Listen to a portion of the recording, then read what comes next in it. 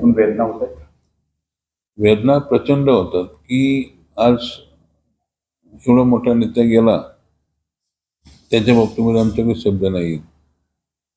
आणि गेल्यानंतर त्यांचं राहिलेलं स्वप्न जे आहे ते पूर्ण व्हावं, त्या दृष्टिकोनातून आता सर्व नेत्यांनी एकत्र यावं आणि ज्या पद्धतीनं राज्यातले बहुजनांचे नेते म्हणून ओळखले जायचे, कैलासवासी चव्हाणांच्या नंतर शरद पवार साहेब आहेत, पण ही जी 4 लोक गेली, विलासराव देशमुख असतील, आर आर पाटील असतील, गोपीनाथ मुंडे साहेब असतील, प्रमोद महाजन असतील, याच्यानंतर सर्वात उंचीचा नेता म्हणून या राज्यामध्ये हल्लीच्या याच्यात आपण पाहिलं तर अजितदादा होते. आणि तो मातीतला कार्यकर्ता कसा असावा, त्या मातीतनं तयार झालेला कार्यकर्ता कसा असावा, तो अजितदादा आम्ही पाहिलेला आहे. मग शेतीविषयी, उद्योगविषयी असेल, कोणत्याही बाबतीमध्ये सर्व अंगाने त्या ठिकाणी उंचीचा असणारा नेता तो अजितदादा आहे.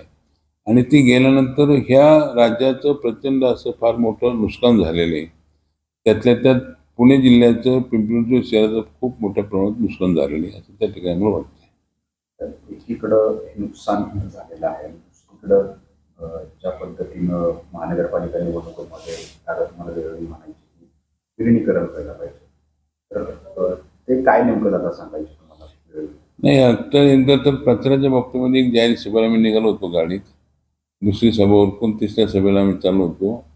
त्यावेळी चर्चा करताना मी, योगेश बल, अजित गव्हाणे, नाना काटे आम्ही त्या गाडीमध्ये होतो. मी दादांना थेट विचारलं, म्हणून दादा आता हे सगळ्या गोष्टी आपण तुम्ही किती अखंड तांडव केलेलं की हे शहर त्या ठिकाणी वाचलं पाहिजे, चांगलं केलं पाहिजे, तुम्ही भ्रष्टाचारावरती एक जे रान उठवलं त्या बाबतीमध्ये नागरिकांच्या मनामध्ये त्या ठिकाणी आता विश्वास निर्माण झाला की आता नेता खरा त्या ठिकाणी हे शहर वाचवायला निघालेलं आहे. आणि अशा याच्यात मी तुम्हाला ते बोललो की आता हे विलिनीकरण कधी करणार आहेत तुम्ही, चर्चा चालू आहे. पवार साहेब थकलेले आहेत, आता पवार साहेबांच्या नेतृत्वाखाली तुम्ही काम केलेलं आहे. अरे म्हणजे मला काही कळत नाही का, माझा चुलता आहे, माझा काका आहे, मलाही वाटतं त्यांचा खूप अनुभव मोठा आहे, तर ते चालू आहे माझं, असं ती मला सांगायची. पण आणि ज्या बैठका व्हायच्या त्या ठिकाणी, त्या बैठकांमध्ये काय नाही, त्यामध्ये महापालिकेच्या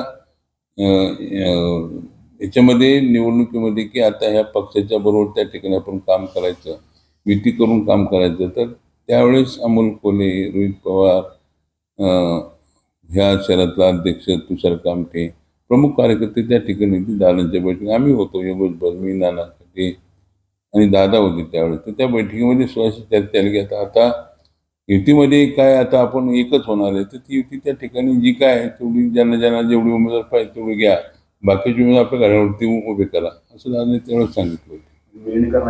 त्यांच्या डोक्यात त्या ठिकाणी होतं की व असेल ती चर्चा त्यावेळेची, पण ते आम्हाला माहीत नव्हतं. ती अगोदरची त्यांची चर्चा झाली नाही, तरी पण आम्ही असं करायचं बाबा तुम्ही आता एकत्र आलं पाहिजे.